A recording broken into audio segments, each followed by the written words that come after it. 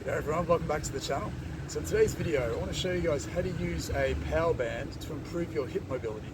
And I think it's an underrated exercise. It's not as well known as it should be because it's literally one of the best and most effective ways to improve your hip mobility, to improve hip function, to decrease hip pain if that's related to stiffness in the area. So the reason why a power band is so good to use as a hip stretch is that it biases the deeper hip joint capsule.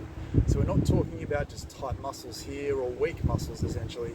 We're talking about stiffness in the joint. And I think it's a part of the anatomy, part of our natural function that we overlook a lot because it doesn't hurt. It just doesn't move very well, which often goes under the radar. So by using this band, basically, we can hook it into the hip, we can distract that capsule, distract that hip joint, and put it into a position that feels restricted to allow that to stretch a lot better. And by restoring normal motion to that joint, and remember the hip joint is a ball and socket joint, and if that capsule around that ball and socket joint gets tight, it's essentially like putting a clamp on that joint.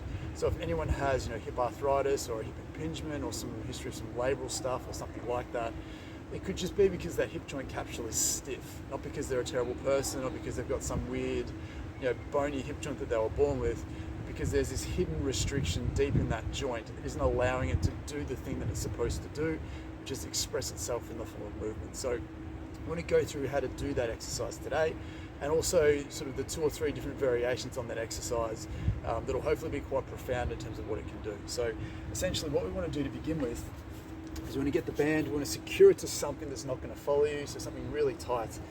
And then what we want to do is we want to slide that band all the way up into the top of the hip. And the reason for that is we want to get as much tension through that hip laterally as possible, because we're going to be on our hands and knees here. So I've got this tied to a fence, so if I break the fence, it's going to make for an interesting video. But we essentially want it pulling laterally from the hip. We want to distract that hip out to the side. You can do the same thing pulling backwards, but out to the side tends to work a bit better. And then we want to put the hip into 3 different positions that tend to be the most restricted. So the first thing we're going to do is we're going to be in this position, making sure that your pelvis isn't sort of dumping into a bad shape. So nice and neutral, belly drawn in. So you want to take your opposite leg back as far as you can take it. So it's as far as I can go with this one. And then what we want to do here is we want to shift your hips across to the side that you're stretching. So for me, I'm shifting it gently to the right. What we're imagining here is you want to imagine that you're trying to get the femur, the thigh bone, to push out the side of your butt. So what we're looking for when we do this is we want to imagine that this thigh bone is pushing out the side here. So you want to come across gently until you feel a little bit of tension, a little bit of pressure at the side of the hip. And then you can also drop back a little bit deeper and come across and go looking for where the best version of that tightness is for you. And then again, we want to stay here for about 30 seconds to a minute. The band's pulling laterally, and then we're closing down the hip and putting it into a shape that feels restricted, feels some pressure. It's not going to be your typical muscle stretch, but it's going to be a feeling of pressure as that thigh bone's pressing out the corner of your butt cheek. Now, if you feel it sort of catching in the groin a little bit, which sometimes people can, then just don't go down as deep. So come out of it a little bit more to sort of 90 degrees, then hang out in this position until it starts to free up. So again, stay there for 30 seconds, a minute, 2 minutes until you see a genuine change, and then relax. And the second version of this, so that first one goes after sort of hip flexion restrictions. The next one that we want to do is hip external rotation. So we want to be in the exact same shape for each position, but this time we're going to rotate your leg, or rotate your foot underneath your opposite leg. I'm just going to drop that down to block it and hold it there. So essentially my hip is biased towards external rotation. So if there's any capsular restriction here, I'm going to capture it in this position. So it's the same thing each time. So we're going to shift back across to that side and down if I can. And we're just going to hold this position. So the first one that we did was probably more at the side.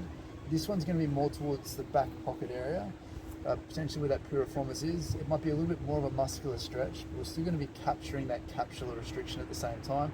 Again, don't let yourself dump inwards with your pelvis. Try and stay relatively neutral. It gives you better access to hip function. Same thing, we want to stay here for a few seconds.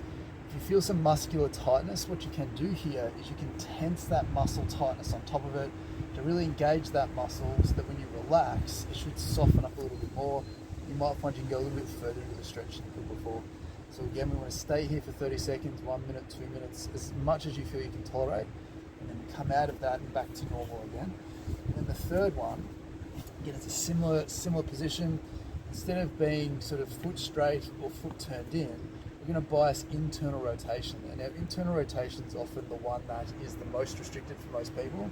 So it's okay if you don't go super far here. And what that is, to bias that internal rotation part of the hip, we actually want to rotate your foot outwards.